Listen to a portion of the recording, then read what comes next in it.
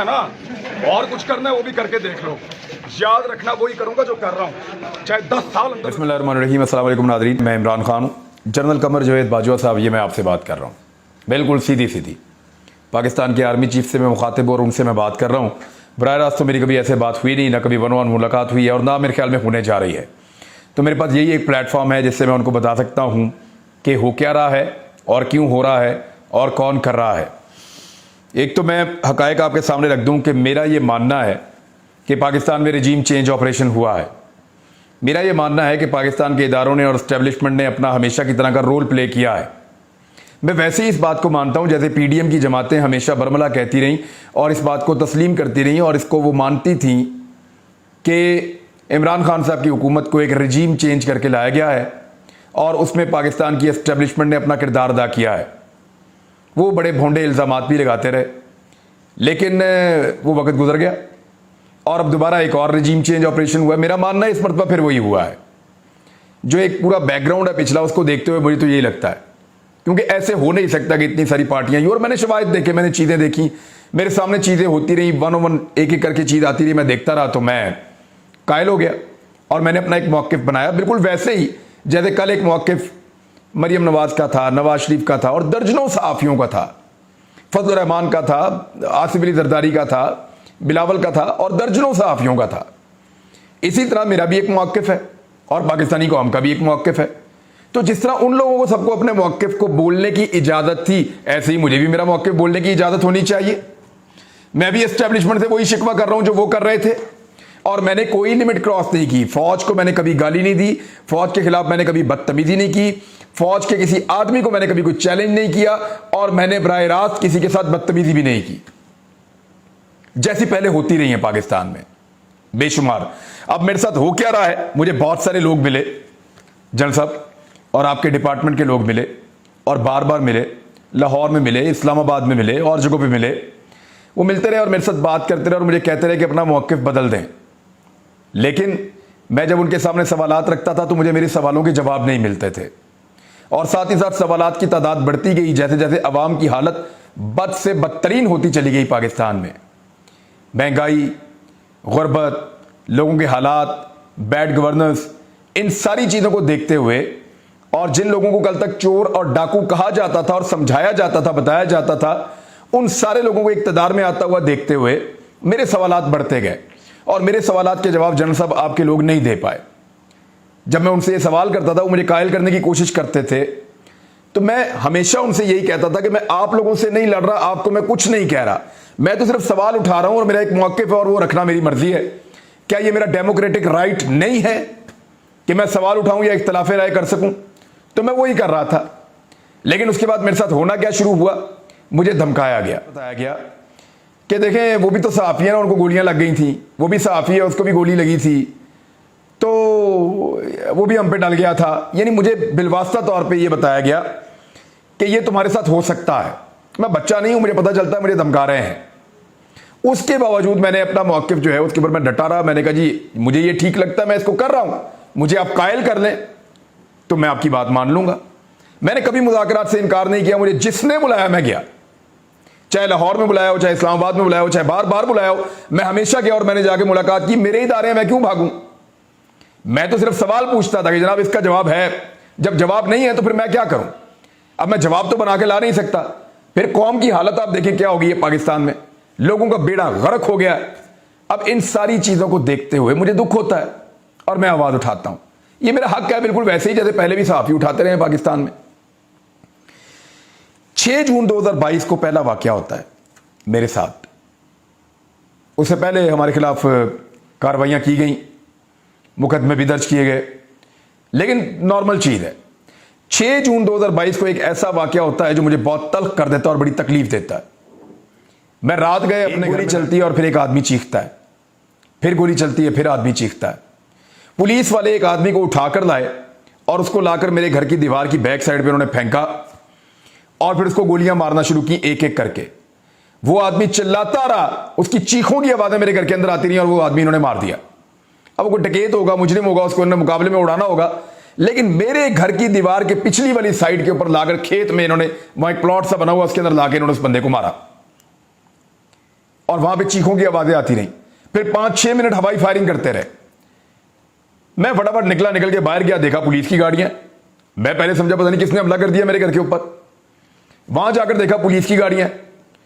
जाकर जब पुलिस वालों से बात की तो उनके पास जवाब ही कोई नहीं था।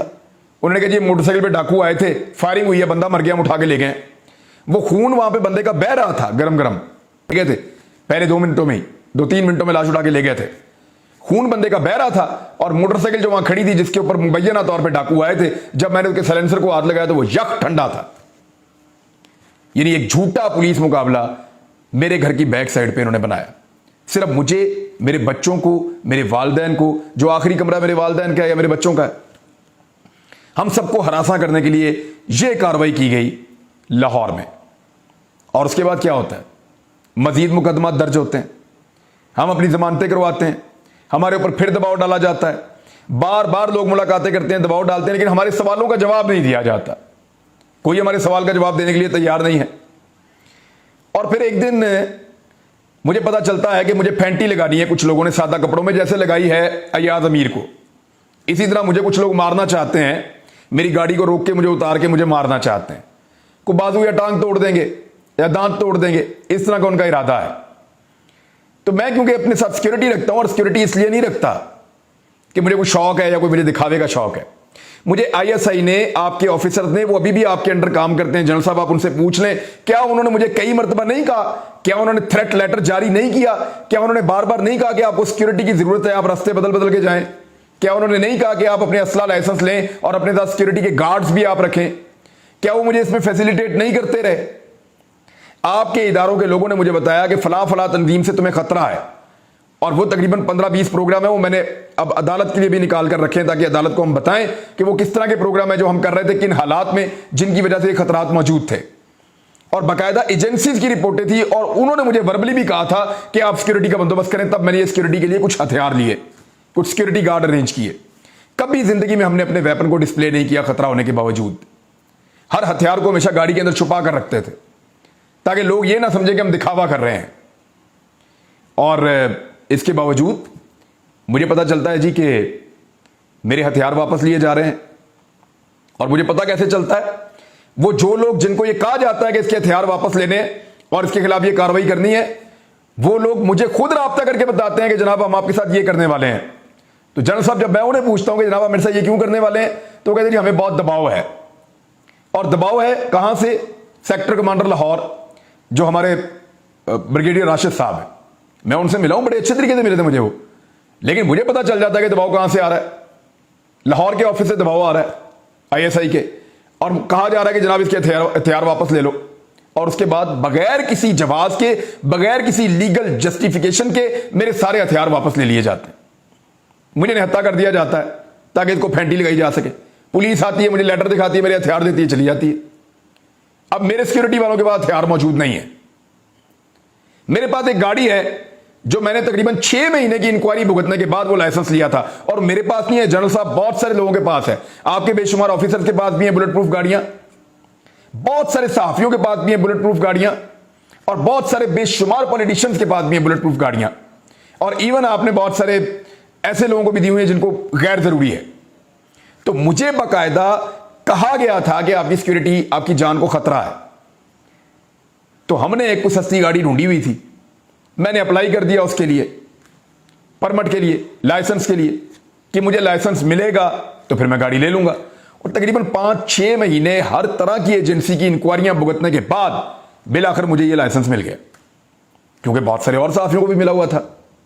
वो लाइसेंस भी मेरा अचानक मुझे लेटर आता कि वो भी कैंसिल हो गया, अब आप ये गाड़ी भी नहीं चला सकते। मैं उस वक्त ट्रेवल कर रहा था लाहौर से इस्लामाबाद की जानिब, और फिर लगातार मेरे ऊपर एफआईआर का सिलसिला शुरू हो जाता है।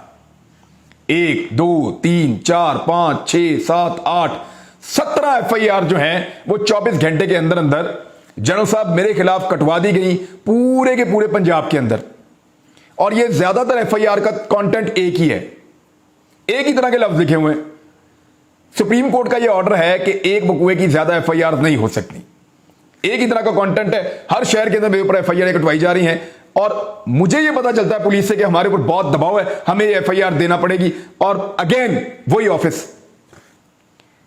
तो जनरल साहब मैं तो आपको मिला भी हूं सहाफियों के साथ आकर, मैंने तो आप में ऐसी कोई चीज नहीं देखी। हम तो सिर्फ सवाल उठा रहे हैं, तो क्या ये हमारा हक नहीं है? उस दौर में भी सहाफी सवाल उठा रहे थे, वो उनका हक था, आज हम उठा रहे हैं, हमारा हक है। लेकिन 17 FIR मेरे ऊपर ये दे दी, 3 पहले 20 FIR मेरे ऊपर हो गई। चले ये भी ठीक है। इसके बाद मुझे FBR के नोटिस आते हैं, मैं उनके दफ्तर में जाता हूं, जाकर उनके सामने बैठता हूं, बैठ के कहता हूं जनाब बताएं क्यों नोटिस आए। वो मुझे कहते हैं जनाब आपको भी पता है कि आपको नोटिस क्यों आए, तो आप जाएं, जाके वहां पे जो दफ्तर जहां पे आपका मामला है ना, वहां पे अपना मामला हल करें, अपना मौक़िफ़ आप ठीक करें, अदरवाइज फिर आपको ये भुगतने पड़ेंगे। वो मेरे साथ सेल्फियां बनाते हैं, तस्वीरें बनाते हैं कि आपका मौक़िफ़ ठीक है, लेकिन आप ये जानते हैं ना खान साहब आपको ये क्यों आए हैं ये नोटिस FBR के। हालांकि मैं जो पैसा मेरे पास आता है, जो पाकिस्तान में मुझे तनख्वाह मिलती है किसी भी चैनल से, वो सारी की सारी टैक्स कट के मिलती है ऑलरेडी। अगर 15 लाख टैक्स कटना है तो वो कट जाएगा, 10 लाख कटना है तो वो कट जाएगा, जितना कटना है वो चैनल से कट के मुझे तनख्वाह मिलती है। जो बाहर से यूट्यूब के पैसे आते हैं वो तो सारी बैरूनी इनकम है, और उसके ऊपर जो टैक्स कटता है वो बैंक के अंदर मैं कटवा देता हूं, एडवांस टैक्स कटवा देता हूं मैं। अब वहां पे मुझे कहा गया नहीं जी नहीं, ये सारे पैसे हमने बंद कर देने आपके ले लेने, और मुझे नोटिस भेजना शुरू कर दिया FBR ने। मेरे साथ बात करते हैं तो शर्मिंदा होते हैं, मुझे कहते हैं जी हमारा कसूर नहीं है, आप भी जानते हैं क्या हो रहा है, और नोटिस भी मुझे भेजते हैं ताकि मैं बार बार उनके दफ्तरों के चक्कर लगाऊं। वहां मैं अलग चक्कर लगा रहा हूं, अदालतों में मैं अलग चक्कर लगा रहा हूं, अपना काम मैं अलग कर रहा हूं, और उसके बाद मेरे हथियार ले लिए, मेरी गाड़ी का लाइसेंस भी कैंसिल कर दिया, और मुझे उसके बाद अयाज अमीर साहब को मारा भी। ये नहीं तो बड़ा ऑब्वियस है, क्लियर है कि ये अकेला फिरे, खाली हाथ फिरे, इसको जहां मर्जी पकड़ के फेंटा लगाएं तो ठीक है ना, मारे, मैं इसके लिए भी तैयार था। लेकिन अब जो हुआ है ना, ये रेड लाइन क्रॉस हो रही है जनरल साहब, ये ज्यादती हो रही है। क्योंकि देखें, हमारा इख्तिलाफ राय हो सकता है, हम मीडिया है, आप इस पाकिस्तान की आर्मी है, हमारा इख्तिलाफ राय हो सकता है किसी मामले के ऊपर, हम कभी खबर आपके हक में दे सकते हैं, कभी आपके खिलाफ भी दे सकते हैं, ये तो चलता रहेगा। लेकिन फैमिलीज को बीच में नहीं लाना चाहिए, बच्चों को बीच में नहीं लाना चाहिए, खवातीन को बीच में नहीं लाना चाहिए जनरल साहब। मैं फिर आपको अर्ज कर रहा हूं जनरल साहब, इंतहाई एहतराम के साथ, कि हमारा इख्तिलाफ राय हो सकता है, आप मुझे कायल कर सकते हैं, मैं आपको कायल कर सकता हूं, लेकिन बच्चों को और खवातीन को बीच में नहीं लाना चाहिए, उन्हें हरासा नहीं करना चाहिए। मेरे साथ यह हो रहा है। दूसरी बात, जो मेरे वालिद साहब हैं, वो सन 2020 में रिटायर हुए थे, 60 साल के होके। रिटायरमेंट के बाद, और मैं आपको अपनी इनकम का भी बता देता हूं, आज मजबूर होकर बता रहा हूं, वरना कभी नहीं बताना चाहता था। मैंने सिर्फ इस साल के अंदर अभी तक, जब मैं आपके सामने बैठा हूं 6 महीने में, मैंने को 10-12 करोड़ रुपए मैंने अभी कमाया। हालांकि मेरे चैनल में मुझे नौकरी भी नहीं है, लगभग 12 करोड़ के करीब मैंने अभी कमाया है, और ये सोशल मीडिया से इनकम आ रही है। मुझे तो पता भी नहीं था ये क्या चीज होती है। यहां से अल्लाह ताला ने मेरा रिज़्क़ का दरवाजा खोल दिया, हमने उसका एक हिस्सा रख दिया कि ये हम लोगों को दे देंगे, वो हम दे देते हैं। दूसरा हमने रख दिया कि हम इससे कुछ कारोबार कर देंगे, कोई काम कर देंगे पाकिस्तान में। हम तो ये सोच रहे थे, और ये पैसा पाकिस्तान बाहर से आ रहा है, और यहीं पे इस मुल्क के अंदर खर्च हो रहा है। मेरे वालिद साहब रिटायर हुए, और उन्होंने कहा कि मैं कोई कारोबार करना चाहता हूं। एक दो चीजें उन्होंने देखी, वो नहीं कर पाए, लेकिन फिर मैंने उनको एक आइडिया दिया कि वो जो झील है, बहुत बड़ा एक डैम है पंजाब में, उसका कॉन्ट्रैक्ट मिलता है, आप वो ले लें, उसका आप कॉन्ट्रैक्ट ले लें, और उसके अंदर मछली डाल दिया करें, बच्चा जब वो साल बाद बड़ी हो तो वो निकाल के बेच दिया करें मार्केट में, तो एक अच्छा बिजनेस हो जाएगा, ज्यादा आपको काम भी नहीं करना पड़ेगा, कुछ मुलाजिम वहां पे रख लें। उनको आइडिया पसंद आया, और उन्होंने जाके वहां पे बोली के अंदर हिस्सा लिया।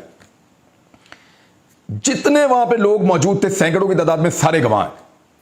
1.5 करोड़ से बोली शुरू हुई और 4.5 करोड़ तक गई। 1.5 करोड़ से 4.5 करोड़ तक बोली गई, और 2 पार्टियां बच गई बाकी।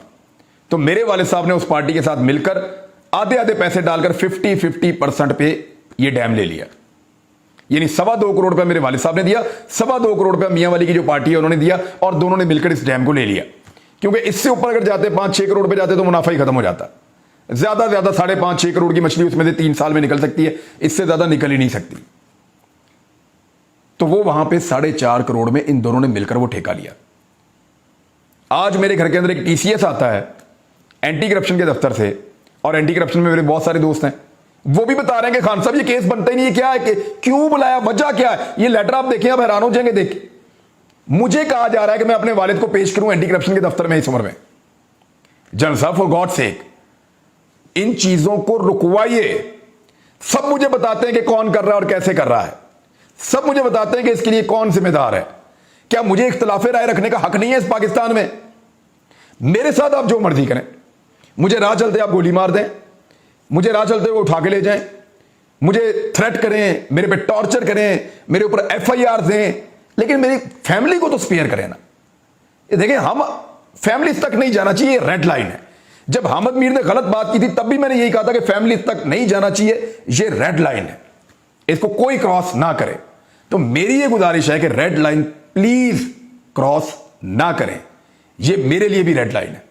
आप मेरी फैमिली तक ना जाएं, मेरे बच्चों को, मेरे घर की खवातीन को हरासा मत करें, और मेरे वालिद साहब को एक ऐसी चीज के अंदर ना घसीटें जिसका कोई कानून से ही ताल्लुक नहीं है। भाई पैसा कैश दे दिया उसी वक्त, उन्होंने भी दे दिया, मेरे वालिद साहब ने भी दे दिया, पैसे दे दिए, ठेका ले लिया, अभी मछली भी नहीं निकाली, अभी इस साल निकालेंगे वो। तो इसके ऊपर किस चीज का बदला ले रहे हैं हमसे, मुझे समझ नहीं आ रही हमें। ये डिपार्टमेंट सारे क्यों मेरे पीछे पड़ गए हैं? वाइल्ड लाइफ वाले मुझे कॉल करते हैं, वो जी पूछ रहे हैं आपके बारे में कि आपके खिलाफ क्या किया जा सकता है, चीजें निकालें।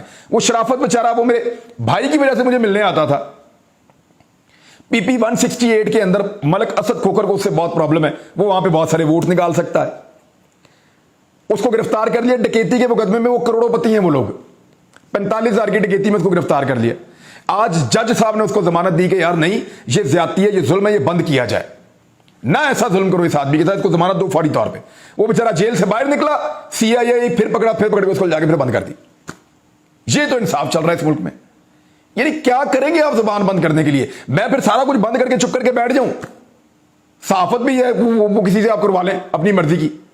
इख्तिलाफ राय को बर्दाश्त कीजिए, इख्तिलाफ राय को बर्दाश्त कीजिए। मेरे सवालों का जवाब है तो किसी को भेजिए, वो मुझे मेरे सवालों का जवाब दे के मुझे कायल कर ले, अदरवाइज सवाल तो मैं उठाता रहूंगा। और जनरल साहब, इससे फर्क नहीं पड़ेगा। ये जितना कुछ भी मेरे खिलाफ किया जा रहा है, जो लोग भी कर रहे हैं, मुझे बिल्कुल उम्मीद नहीं है कि आप इन लोगों को स्पेयर करेंगे। मुझे पता है कि आप मना करेंगे, मुझे पता है कि आपको इनको कहना चाहिए कि यार ये ज्यादती मत करो, फैमिली तक ना जाओ, और ये झूठे मुकदमे मत कराओ।